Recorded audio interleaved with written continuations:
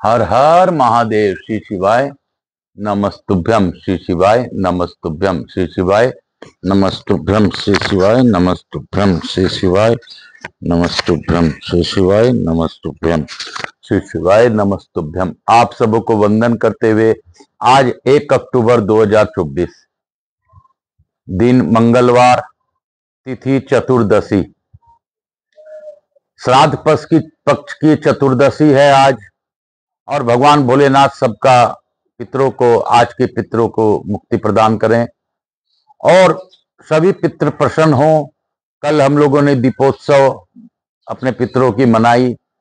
हमारे जो भी पितृ आए थे या आए हैं सभी बहुत ही प्रसन्न हुए और सबकी प्रसन्नता का आशीर्वाद कल हम लोगों को समझ में आया और भावपूर्वक हमने दीपदान इत्यादि करके अपना दीपावली का उत्सव मनाया।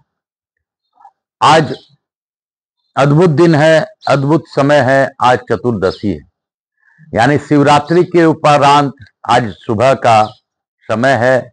यह काल बहुत ही उत्तम काल है और मैं, चूंकि मुझे ऐसा भान हुआ कि मुझे सभी आंवले, बेलपत्री, अपराजिता और सभी पूजनीय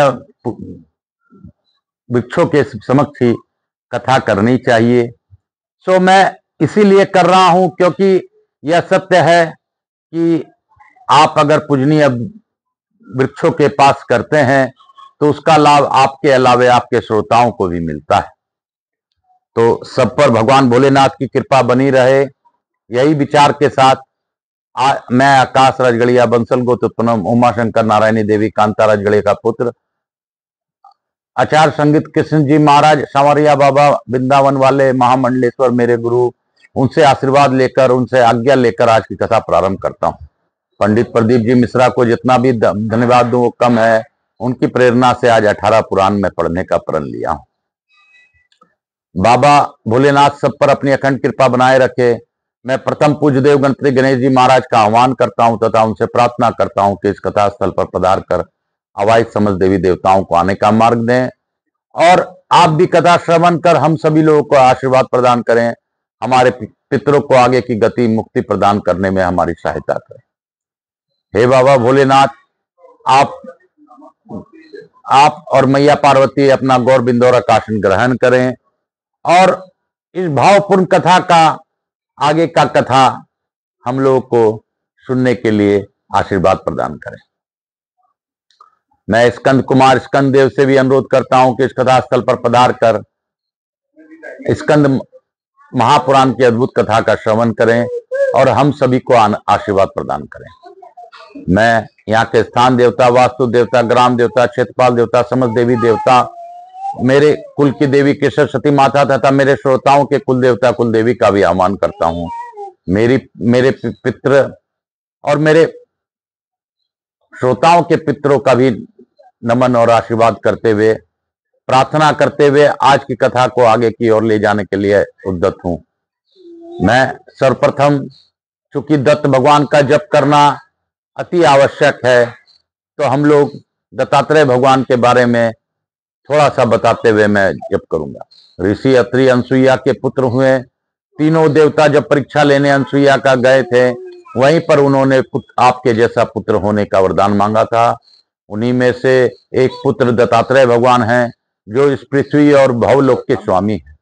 हमारे पितृ पहले मरणोपरांत सबसे पहले भवलोक में जाते हैं, फिर आगे जाते हैं यम, तप लोक, महालोक, स्वर्ग इत्यादि। तो हमारे इसी गमन के समय में दत्तात्रेय भगवान का बहुत ही बड़ा कृपा चाहिए, क्योंकि बहुत से पितृ जो भवलोक में रह जाते हैं वही हमारे जीवन में सबसे ज्यादा कष्ट प्रदान करते हैं। हमारे जीवन में 80% पितृ कष्ट के कारण पितरों का ही कष्ट है, इसमें हमें कोई शंका नहीं करनी चाहिए। और पितरों को आगे की गति मिले, इसके लिए हम लोग को प्रयास करना चाहिए।